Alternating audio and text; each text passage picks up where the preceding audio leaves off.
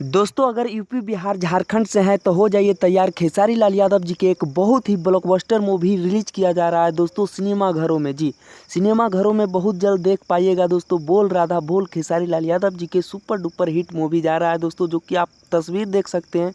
हमारे वीडियो में जिस जगह लगाया गया है दोस्तों सभी जगह हाउसफुल चल रहा है दोस्तों। जी आप लोग के बता दें कि उत्तर प्रदेश में ये फिल्म को रिलीज किया गया है और बहुत जल्द बिहार और झारखंड और नेपाल में रिलीज किया जा रहा है दोस्तों। जी तो दोस्तों हाउसफुल से ये पता चलता है कि खेसारी लाल यादव जी के पावर यहीं से शुरू होता है दोस्तों। बोल रहा था बोल मूवी एक अलग अंदाज में बनाया गया है दोस्तों और हर जगह हाउसफुल चल रहा है दोस्तों, जो कि लगातार हमारे वीडियो में तस्वीर देख रहे होंगे दोस्तों।